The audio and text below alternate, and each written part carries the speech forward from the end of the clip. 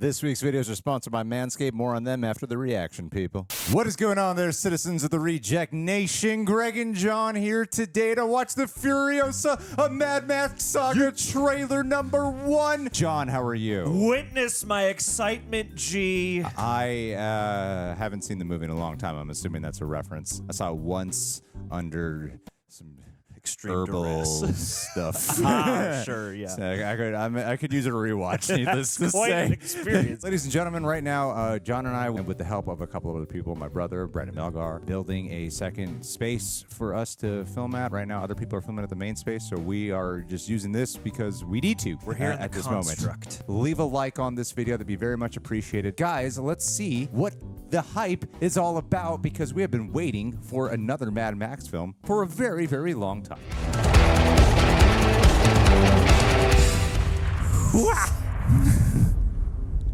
Whatever you have to do. Chrome to. It's cool. It's getting However long it takes. more and more orange. Promise me you'll find your way home.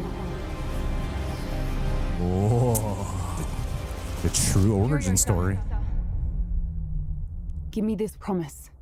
Oh, hell yeah. With hair. The origins of how she became bald. Yes. There's got to be like a weeping shave montage. A young Furiosa is taken from her family. She will devote the rest of her life to finding her way home. This is her odyssey. And if you want to know how she found her way home, watch the last movie. Yeah. The start of how she tried to get home and spent a very long time doing so.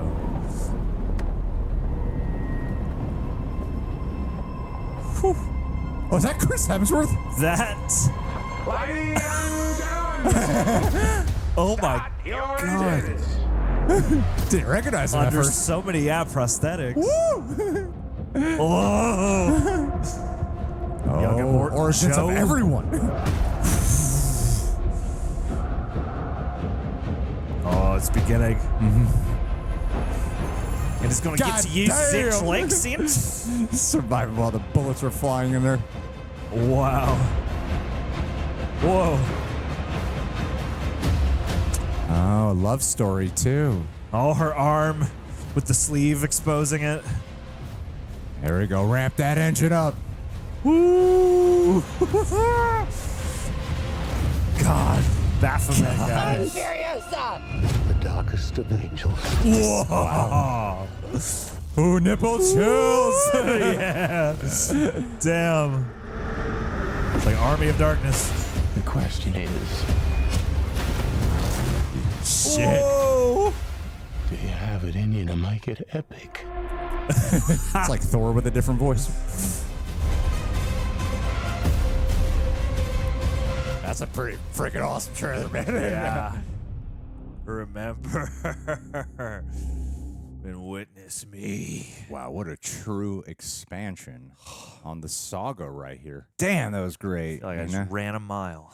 Seriously. It's crazy seeing Chris Hemsworth back with all that hair. And then, Fake you know, teeth and like a fake nose. and then Furiosa too with the shape. John, I'm trying to transition to our sponsor. Oh, yeah, of Jesus course. Christ. Shave. You know, a lot of people pick use up a shave on the in this. improv. Merry Ballsmas, Reject Nation. You know what the funny thing is? I already owned this product before agreeing to do this partnership. I could have used my influencer ring to get it for free or at a discount. But hey, no, you can get it at a discount, because this week we are, of course, sponsored by Manscaped. As a married man who's always on the move, I value looking sharp while keeping things efficient. That's where Manscaped's Performance Package 5.0 Ultra comes in, featuring the Lawnmower 5.0, and it is a game changer. The package is honestly a perfect gift for yourself or for another man that you might know. I'll give this to John.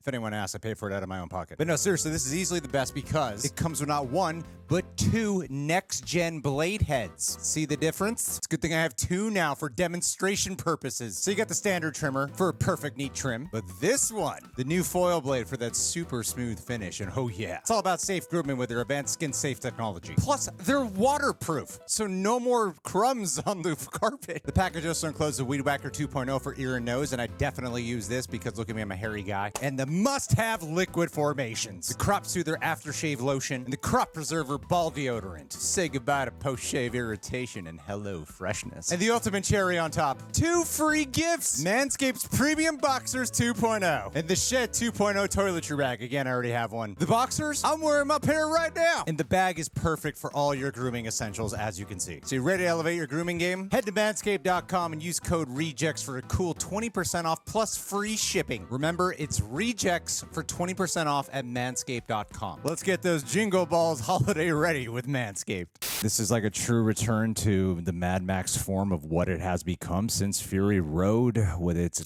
insane, eccentric, kinetic visuals on full blast here. The trailer surprisingly breathes better in the beginning parts than I expected it to. It feels like that, unlike the last movie, which I recall being more of just this nonstop, essentially very long chase, that there'll be those elements. Of course, you got to have apocalyptic road chases in a Mad Max film. That it'll probably be a little bit more character-driven narrative, as you would probably hope for and expect, considering this is the origin tale of Furiosa. It's interesting because I was most curious to see like Anya-Taylor Joy, because Charlize Theron was the scene stealer in the last movie, and so it makes sense why she would get her character, at least, would get the spinoff. A lot of people were disappointed by the fact that they didn't bring back Charlize Theron and they got Anya-Taylor Joy in here. I feel like the talk of the trailer is probably going to be Chris Hemsworth, though. Sure. But he's often doing that in female-led films. That Chris Hemsworth boy. He knows how to take the attention, man. Yeah. I mean, he just knows how to have fun. But so I do want to talk about it. But for Anya-Taylor Joy, my first impression, at least, of her is, I mean, she does seem to demonstrate that prowess. You do seem like you're going to get a good inclination of that growth. And in terms of an origin tale, we didn't really get a dive too deep, from my recollection, into everything, the relationship she lost, the relationship she left behind. And it seems like that's what we'll see, is really experience the things that are stripped away from her, and that sense of loss, to understand why she's fighting to go back home so badly, this long build that we get to in Fury Road. But Anya-Taylor Joy, I think, is a phenomenal actress, and it's cool to see her take on a role that's going to require this much amount of strength, to put lack of a better word. Yeah, what do you think, man? Durability. What do you think of her? I'm super excited, and yeah, I mean, I really like Anya-Taylor Joy. I do feel like, she gets cast in like tons of stuff now, so she's kind of bordering on that edge of maybe being like, she's female Pedro Pascal, a little bit, or female Chris Pratt's voice acting career at the moment. One of the two. But no, like I really like her in general, and this is an exciting prospect to me, because this is the kind of movie that an actor has to really throw themselves wholeheartedly into. You're going to be in the elements. It's going to be wild, and it's probably going to be really uncomfortable. And I feel like this trailer maybe gave me a bit much for my taste of the expansion of her arc. I didn't need to see her with a shaved head in the trailer. I didn't need to see the arm in the trailer or anything like that. I liked having hints and realizing we'll probably get there. But that said, I really liked how this. But how? How did Wolverine get the leather jacket? But that's the nice thing, is I feel like prequels are often troublesome, because it's like, how do we make this tense and immediate without undercutting it by the fact that we know what's going to happen? And I think they're in a unique position with a movie like this to really complement Fury Road, but also these movies are very experiential, and they're very much about just kind of like being there and the feeling and the grit of everything, and as of like a Fury Road, living in the quieter in between moments, like the actual life of the characters. They're not like super dense in terms of like plot elements or even like character beats, but you really feel like you spent time with and like did a harrowing thing with these people. And so I feel like this could be a unique prequel that really can shed a lot of the baggage many prequels have to. And I loved the prospect of Chris Hemsworth as this wild, a Mad Max villain is gonna be a chance for an actor to really take hold of a role and make it their own. He looks like the botched Thor, but with a completely different voice. Into it, and then his own probably Australian accent, because that's the other thing too. Is that an Australian accent? It might be. I'd have to go back and listen to it. Or is it his Australian accent peeking through? Maybe. Because you got to cast an Australian actor. And I mean, this franchise has its roots in Australia. You know, Mel's the Australian originally and stuff. So I feel like that's Mel Gibson, sure everyone's favorite person to be remembered at the moment. But I'm really excited for the both of them and just for the world in general. You're always nervous about whether or not they're going to catch lightning in a bottle the second time and if it's going to live up to Fury Road. But at the same time, I just liked, the swath of what we saw here. And, I'm excited. Well, it doesn't... It's not really a criticism. It's just more of an observation. When Fury Road came back after Beyond Thunderdome, it's called Beyond Thunderdome, right? Or is it just called Thunderdome? I think it's Beyond Thunderdome. Yeah. Mad Max Beyond Thunderdome. I'm not even sure I've watched that. I've not seen Thunderdome. I've for sure seen Mad Max 1 and Road Warrior. Yeah. I've not seen. Yeah. But regardless, I've seen like clips of Thunderdome. Tina Turner, baby. I think I've seen it. I must have seen it when I was like a little kid. 'Cause I watched a bunch. I was like obsessed. I was obsessed with Mel Gibson movies when I was a kid. So I imagine I feel like I saw it. Now's the time to go back. Anywho, but when Fury Road came back, they reinvented itself. Yeah. Entirely, like while you still had some of the familiarity of landscape and the aesthetic, but they really redefined everything, imagery of what it looks like and what it feels like, and this rapid pace about it, the frenziness.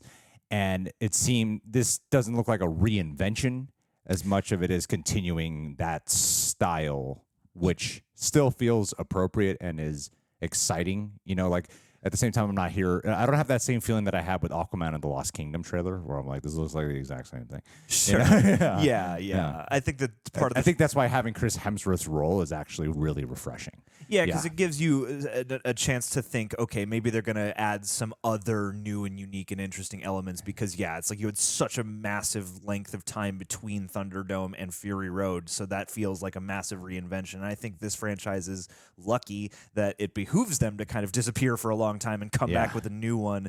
And while this doesn't look like a reinvention, it does look like a movie that's going to carry itself a bit differently, maybe at least have a bit more character interaction directly as part of the focus point of the plot, or the Get experience. a little bit of that Happy Feet George Miller in there. Definitely. And you've got the contrast with like what is it, the Land of Many Mothers or whatever it is, and these nighttime scenes with the blue. And so it's always a salient moment for an ecological message as these films carry. So well, it's got that medieval futuristic flair that I love. So guys, I love the trailer. I thought it was excellent, and I feel like the trailer delivered exactly what you'd hope that a return to the Mad Max world would deliver, just with a bit more CGI.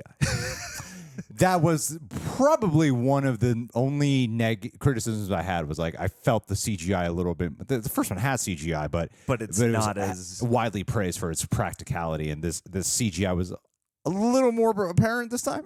I'm curious. I'm like, did you just get a bigger budget and now you can try this stuff out? That could be fun. But on the other hand, I am like, I don't want this to feel too CG, because the point is like to feel like you've spent an hour or two in the dirt. But then again, the last one was a nightmare for everyone to put together. It was. But maybe they need that. Who knows? And like it was. Charlize Theron and Tom Hardy were pretty open about not getting along. Yeah, and they had to recut the movie like a bunch of different ways and times. This was that was a really strenuous experience. So I imagine they might have been a part of George Miller, who was a senior. It was like, you know what? I gotta maybe make life a tad easier on myself right now. But guys, what did you think about the trailer? Leave your thoughts down below. Be sure to subscribe, leave a like. And hey, thank you to our sponsor, Manscaped. If you end up getting some, it's a great gift to get people. And if you end up getting some, let them know Reject Nation sent you by using that promo code. We'll see you guys soon. Thanks for being here.